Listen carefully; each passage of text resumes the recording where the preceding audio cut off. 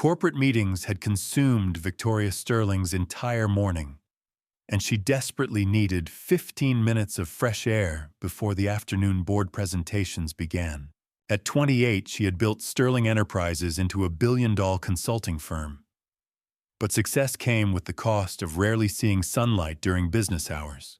Wrapping her cream wool coat tighter against the December chill, Victoria settled onto her favorite bench in Madison Square Park, where twinkling string lights created a magical canopy overhead, despite the falling snow. She pulled out her phone to review quarterly projections when a small voice interrupted her concentration. "Excuse me, pretty lady." Victoria looked up to see a little girl with blonde curls standing in the snow, clutching a worn teddy bear against a brown winter coat. The child appeared to be around 4 years old, and her wide blue eyes held a mixture of hope and sadness that immediately captured Victoria's attention. Hello, sweetheart," Victoria said gently, setting her phone aside. "Are you here with someone?" The little girl shook her head solemnly. "My daddy is working in that big building." She pointed toward the office tower across the street. "But he will be in meetings for a really long time." "Where is your mommy?" Victoria asked, though something in the child's expression suggested she already knew the answer. "I do not have a mama," the little girl said simply. "She went to heaven when I was a baby. Daddy says she watches me from the stars, but I cannot see her." Victoria felt her heart contract. "What is your name, honey?" "I am Sophie," the child replied, hugging her teddy bear closer. "This is Mr. Bear. He keeps me company when Daddy has to work." "Sophie." "How did you get out here by yourself?" Victoria asked with growing concern. "The babysitter lady fell asleep on the couch," Sophie explained. "I got bored waiting for Daddy, so I came to look at the pretty lights, but now I am cold, and I miss having a mamar." Sophie looked directly at Victoria with the earnest intensity that only children possess. "You seem really nice, and you have soft eyes like I think a mama would have." "I do not have a mama.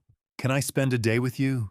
Victoria felt tears threaten as she looked at this brave little girl who had ventured out alone just to find some maternal connection. "Sophie, sweetie, we need to find your daddy right away. He must be very worried about you." "He does not know I am gone yet," Sophie said, sitting down next to Victoria on the bench without invitation. "The meetings make him tired, and he works so much because he says we need money for important things." "What kind of work does your daddy do?" Victoria asked, pulling out her phone to call security. "He fixes computers for big companies," Sophie replied.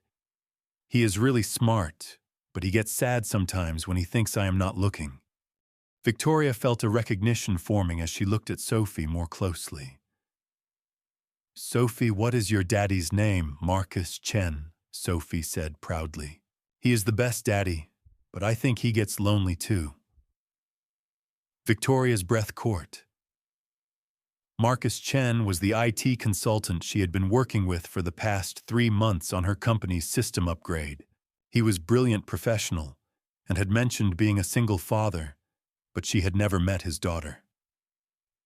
"Sophie, your daddy works for my company," Victoria said gently.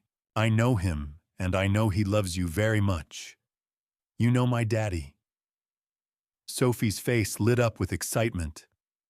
"I do, and we need to call him right now," Victoria said, dialing Marcus's extension. As the phone rang, she kept her arm around Sophie, who had snuggled against her coat. "Marcus, this is Victoria Sterling. I am in Madison Square Park with Sophie. She is safe, but she left her babysitter and came outside looking for you." The relief and panic in Marcus's voice was audible even to Sophie. "I will be right there. Thank you for finding her." While they waited, Sophie chatted about her teddy bear, her favorite stories, and her wish for someone to do mama things with her, like braiding her hair and baking cookies. Miss Victoria, Sophie said, looking up with hopeful eyes. After Daddy comes, could you maybe spend some time with us? You smell nice like flowers, and you have a pretty smile.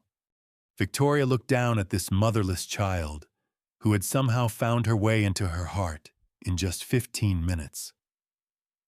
I would love that, Sophie. When Marcus arrived, breathless and worried, Victoria saw him not just as the competent IT consultant, but as a devoted father who was clearly overwhelmed by the challenges of single parenting while trying to build a career. I am so sorry, Marcus said, as he swept Sophie into a hug. The babysitter was supposed to watch her, but she must have fallen asleep. Sophie was very brave, Victoria said. And Marcus, she mentioned wanting to spend time with someone who could do mama things with her. If you would be comfortable with it, I would love to take Sophie for a few hours this weekend. Marcus looked surprised. Miss Sterling, you do not need to feel obligated because of work. This has nothing to do with work, Victoria interrupted gently. Sophie asked me to spend time with her, and honestly, I think I need her company as much as she needs mine. That Saturday, Victoria experienced something she had never known she was missing. She and Sophie baked cookies, braided hair with ribbons, painted fingernails in sparkly pink, and built a blanket fort where they read stories and talked about dreams. Miss Victoria, Sophie said as they cuddled in the fort, do you think you could be like a mama to me sometimes? Not instead of my real mama in heaven, but like a mama here on earth. Victoria felt overwhelmed by the trust and love this little girl was offering. Sophie, I think I would love being your earth mama. Over the following months, Victoria found herself restructuring her schedule around Sophie's needs. She attended preschool programs, taught Sophie to ice skate, and discovered that executive skills translated surprisingly well to managing bedtime routines and negotiating with 4-year-olds. Victoria. Marcus said one evening as they watched Sophie play dress-up in Victoria's apartment. I need you to know that what you have given Sophie goes beyond kindness. You have filled a hole in her life that I did not know how to fill. Marcus, Sophie has given me something I did not even know I was looking for, Victoria replied. She taught me that success means nothing if you do not have people to share it with. And what about us? Marcus asked quietly what we have been building as a family. Victoria looked at Marcus, seeing not just a colleague or Sophie's father, but the man who had trusted her with his most precious relationship. I think we have been building something beautiful. A year later, as Victoria officially adopted Sophie and married Marcus in a ceremony where Sophie served as the flower girl, Victoria reflected on how a chance encounter in a snowy park had given her the family she never knew she wanted. Stamomar Victoria. Sophie said during their first Christmas morning as an official family, "Thank you for letting me spend not just one day, but all my days with you. Thank you for teaching me that the most important business I could ever run is the business of loving a family," Victoria replied, holding Sophie close while Marcus wrapped them both in his arms. Sometimes Victoria realized the most important meetings happen not in boardrooms, but on park benches where lonely hearts find each other in the snow.